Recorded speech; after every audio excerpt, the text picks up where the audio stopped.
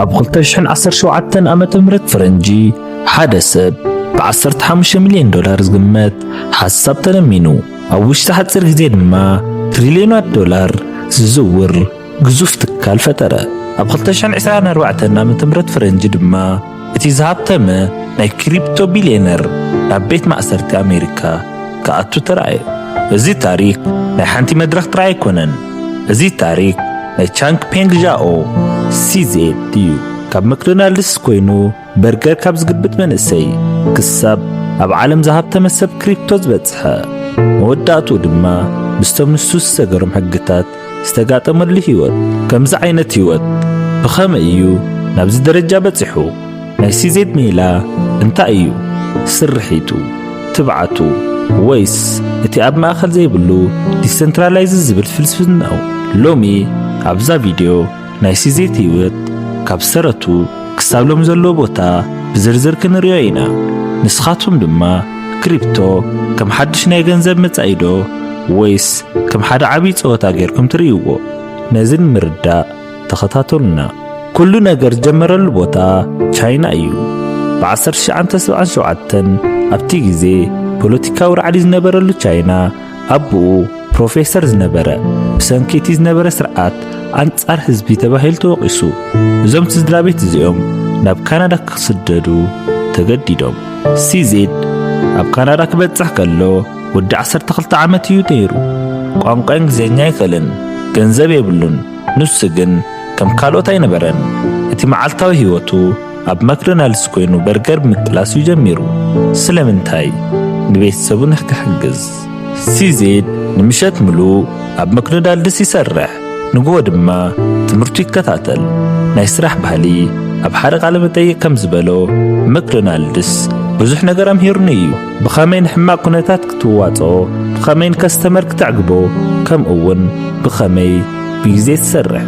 ድሕሪ ማክዶናልድስ ናብቲ ዝዓበየ መድረኽ ትምህርቲ ማለት ዩኒቨርሲቲ መጌል ይሓልፍ። ኣብቲ ዓመት 1990ታት ኮምፒተር ሳይንስ ትምሃር ማለት መጻኢ ናይቲ ዓለም ብኢድካ ክትሕዞ ከም ምፍታን እዩ።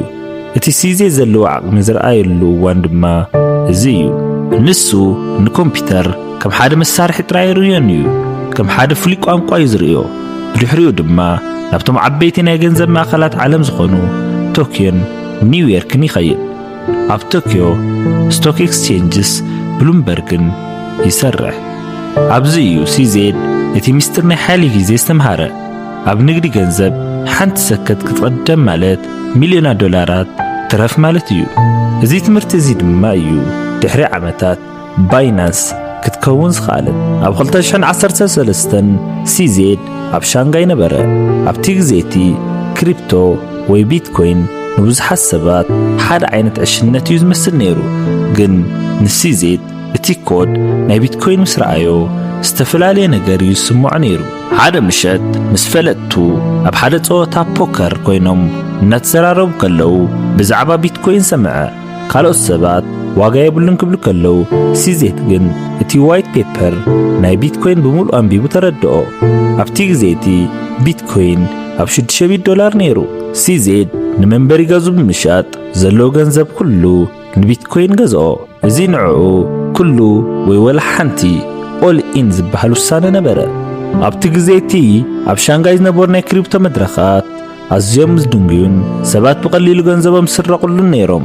እዚ ድማ ሲዜድ ኣነ ካብዚ ዝሓሸ ክሰርሕ ኣለኒ ዝብል ሓሳብ ከም ዝሕድር ገበሮ። ሲዜድ ኣብቲ ግዜ እቲ ናብቲ ማእከል ናይ ቢትኮይን ዝነበረ ብሎክቼን ዶት ኢንፎ ተጸንበረ። ድሕሪኡ ድማ ኣብ ኦክኮይን ከም ሲቲኦ ቺፍ ቴክኖሎጂ ኦፊሰር ኮይኑ ሰርሐ። ግን እቶም ናይቲ ግዜ መድረኻት ከምቲ ንሱ ዝደልዮ ቁልጡፍ ኣይነበሩን። እቲ ፍልጠት ዝነበሮ ንሱ እዩ፣ እቲ ቴክኖሎጂ ዝነበሮ ንሱ እዩ። ኣብ 2017 ቻይና ንክሪፕቶ ከም ዘይሕጋዊ ትገልጾ ከላ ብዙሓት ሰባት ካብቲ ዓውዲ ክሃድሙ ከለዉ፣ ሲዜድ ግን ሓደ ኣገዳሲ ውሳነ ወሰነ። ኩሉ እቲ ተመክሮ ኣኪቡ ባይናንስ ዝበሃል መድረኽ ክፈጥር ተላዕለ። ኣብ 180 መዓልትታት ጥራይ ባይናንስ ኣብ ዓለም ዝዓበየት ናይ ክሪፕቶ መድረኽ ክትከውን እያ። እቲ ህይወት ሲዜድ ዝቀየረሉ እዋን ድማ እዚ እዩ። ሓምለ 2017 ሲዜድ ንባይናንስ ንምጅማር ናይ ICO ኢኒሻል ኮይን ኦፈሪንግ መደብ ኣዳለወ። 15 ሚልዮን ዶላር ዝግመት ገንዘብ ካብ ኢንቨስተራት ኣከበ። ብዙሓት ሰባት እዚ ሓድሽ መድረኽ እዚ እንታይ ይገብር እዩ ኢሎም ይሓስቡ ነበሩ። ግን ሲዜድ ሓደ ነገር ይፈልጥ ነበረ። እቶም ዝነበሩ መድረኻት ናይ ክሪፕቶ ንግዲ እንተጠቀምቲ ብጣዕሚ ድንጉዩ ኣብ መዓልቲ ክሳብ 1 ሚልዮን ትራንዛክሽን ክሽከም ዝኽእል መድረኽ ድማ ይነበረን። ንሱ ድማ እቲ ቴክኖሎጂ ሰዓበይ ማዕረ ዘለዎ መድረኽ ክፈጥር እየ ኢሉ ተላዕለ። BNB ባይናንስ ኮይን እዚ ናይ ሲዜድ ሓደ ካብቶም ዝዓበዩ ፈጠራታት እዩ። ተጠቀምቲ BNB እንተተጠቂሞም ናይ ንግዲ ክፍሊት ትሬዲንግ ፊስ ይንከየሎም። እዚ ድማ ሰባት ብርክት ዝበለ BNB ንኽዕድጉን ንኽጥቀሙን ገበሮም። ባይናንስ ኣብ ሓንቲ ሰከንድ ክሳብ 1.4 ሚልዮን ትራንዛክሽን ክትሽከም ትኽእል ነበረት። እዚ ኣብቲ ግዜ እቲ ካብ ዝነበረን ላዕሊ ብሚእቲ ዝበለጸ እዩ። ናይ 180 መዓልትታት ፍጥነት ብውሽጢ 180 መዓልትታት ጥራይ ባይናንስ ኣብ ዓለም ዝዓበየት ናይ ክሪፕቶ መድረኽ ኮይና እዚ ተኣምር እዩ። ቻይና ንክሪፕቶ ከም ዘይሕጋዊ ክትገልጾ ከላ ካልኦት ኩባንያታት ብፍርሒ ተዓጽዮም እዮም። ሲዜድ ግን ዓለም ተዓብየላ፣ ንሕና ድማ ኣብ ሓንቲ ሃገር ጥራይ ክንውሰን የብልናን ኢሉ ብምሕሳብ ባይናንስ ከም ናይ ዲጂታል ዓለም ስደተኛ ዲጂታል ኖማድ ገይርዋ። ዋና ቤት ጽሕፈት የብላን፣ ኣብ ኩሉ ቦታ እያ ዘላ። እዚ ድማ ናይ ባይናንስ መለለይ ኮይኑ ብ2021 ባይናንስ ልዕሊ ዝኾነ መድረኽ ዓብይ ነበረ። ሲዜድ ድማ ዘይሕጋዊ ዝመስል ሓይሊ የጥረየ። ግን ከምቲ ኩሉ ግዜ ዝኸውን ብዛዕባኻ መጠን ዓይን መንግስታት ዓለም ናባኻ ትዞር። እቲ ዓብይ መድረኽ SEC፣ DOJ ከምኡውን CFTC ናይ ኣሜሪካ ሲዜድ መንገዲ ማሕበራዊ ተኸተልካን ኢሎም ክኸስዎ ጀመሩ። ኣበይ ዋና ቤት ጽሕፈትኩም? ገንዘብ ተጠቀምቲ ብኸመይ ትሕልው? ንሕጊ ጸረብ ገንዘብ ምሕጻብ ኣንቲ ማኒ ላውንደሪንግ ኣኽቢርኩም ዶ ዝብሉ ሕቶታት መጹ። ሲዜድ ግን ቢትኮይን ዋና ቤት ጽሕፈት የብሉን ንሕና እውን የብልናን ዝብል መልሲ ይዝህብ ነይሩ። እዚ መልሲ እዚ ግን ንኣሜሪካ ኣየዕገበን። ብሕዳር 2023 እቲ መዓልቲ በጽሐ ባይናንስ ምስ መንግስቲ ኣሜሪካ ተስማሚዓ 4.3 ቢልዮን ዶላር መቕጻዕቲ ክትኸፍል ተገደደት። እዚ ኣብ ታሪኽ ኮርፖሬሽን ካብ ዝተኸፈለ ዝዓበየ መቕጻዕቲ እዩ። ሲዜድ ኣብቲ ሰዓት እቲ ንባይናንስ ክመርሕ ከም ዘይኽእል ተፈሊጡ፣ ብውልቂ ድማ ክሲ ተመስሪትሉ። ገበነኛ ተባሂሉ ድማ ብባንክ ሴክሬሲ ኣክት ተኸሲሱ። ንሲዜድ ካብ ሲኦነት ወረደ። እቲ ዘይዕገዝ ነበረ መራሒ ሎሚ መሬት ከይዱ ምስ ሕጊ ክዋጋእ ተገደደ። 4.3 ቢልዮን ዶላር ምኽፋል ማለት ንዓለም ዝነገረላ እያ። ሕጊ ናይ መንግስታት ካብ ቴክኖሎጂ ተዓብያ። ብ2024 እቲ መዓልቲ በጽሐ ሲዜድ ን4 ኣዋርሕ ኣብ ሓደ ቤት ማእሰርቲ ካሊፎርንያ ተዳጒኑ። ካብቶም ዝሃብቶም ሰባት ዓለም ኮይኑ ኣብ ጸበበ ቦታ ንርእሱ ንምርካብ ተገዲዱ። እዚ ንሲዜድ እቲ ዝዓበየ መርዓያ ትሕትና እዩ ነይሩ። ግን ሲዜድ ኣብ ማእሰርቲ ምስ ኣተወ ኣይሰነፈን። ሕጊ ተቐቢለየ፣ ሕይወተይ ድማ ክቕጽል እየ ኢሉ ንርእሱ ኣዘራረበ። ወዲ 47 ዓመት ኮይኑ ካብ ቤት ማእሰርቲ ክወጽእ ከሎ ባይናንስ ምምራሕ ስልጣን ኣይነበሮን። እቲ ንጉስ ነበረ ቦትኡ ኣረኪቡ እዩ። ግን እቲ ሓሳውስ ጂግል ኣካደሚ እዚ ናይ ሲዜድ ሓድሽ መደብ እዩ። ናይ ጽሑፍን ንባብን ትምህርትን ዘይብሎም ህፃናት ብዘይ ክፍሊት ብመንገዲ ዲጂታል መድረኽ ዝህብ መደብ።